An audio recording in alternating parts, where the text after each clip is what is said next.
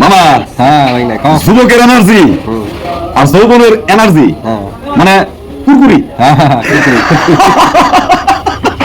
চিরদিন থাকে না, থাকে না। ভালো হয়ে যান, সবাই ভালো হয়ে যান। আসসালামু আলাইকুম ও নমস্কার সম্মানীয় রাইস।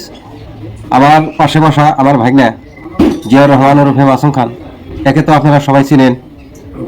তো ভাইনা আছে ভালো? আপনাদের দোয়া শিপাতে, আল্লাহর রহমতে এবং সবারই দোয়া শিপাতে নিশ্চয় ভালো আছি।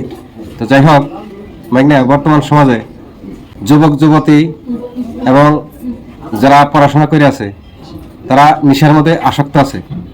এই নেশাটা কিভাবে এদের কাছ থেকে দূর করা যায় সেই বিষয়ে পরামর্শ হিসেবে দুই চার কথা বলো। খুব গুরুত্বপূর্ণ বিষয়। আমি মাঝে মাঝে বলেই থাকি, আমার তরফ থেকে যতটুকু পারি আমি চেষ্টা চালিয়েই থাকি, চালিয়েই আছি, চালিয়েই থাকবো ইনশাআল্লাহ। কিন্তু সব জায়গাতেই মুরব্বিয়ান সমাজ, জ্ঞানী গুণী সচেতন ব্যক্তি নিশ্চয় আছে। আসলে তো এটা আমরা সবাই মিলা একত্রিত ভাবে যদি আমরা ভালো না হই, ভালো সমাজ না করতে সহযোগ না করি, তাহলে এটা তো আর ব্যক্তিগতভাবে কেউ এইভাবে ঠিক করা সম্ভব না।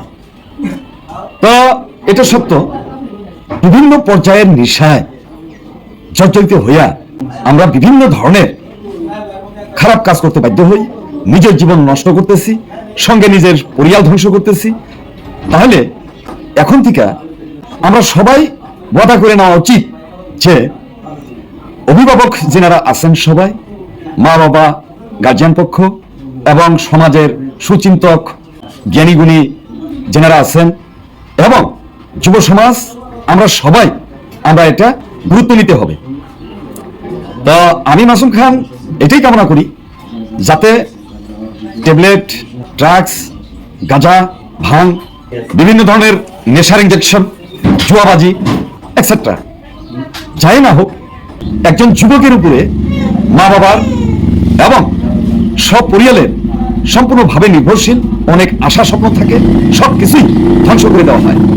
তার সঙ্গে সঙ্গে এই যে বাল্য বিবাহের প্রসঙ্গে মানে যেগুলো প্রেম প্রীতি ভালোবাসা, আজকালের তো জানেনি সব হচ্ছে টাকা।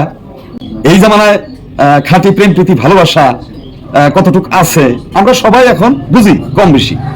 তো এই যে আমরা নিজের জীবন গড়ানোর জন্য যেটা মানে ব্যর্থতার যেগুলো মূল মানে পর্যায়গুলা, এগুলা থেকে আমরা সবাই ভদ্রভাবে শান্তিভাবে আমাদের এইম অফ লাইফ বাইসা নিয়ে আমাদেরকে আগ বাড়তে হবে।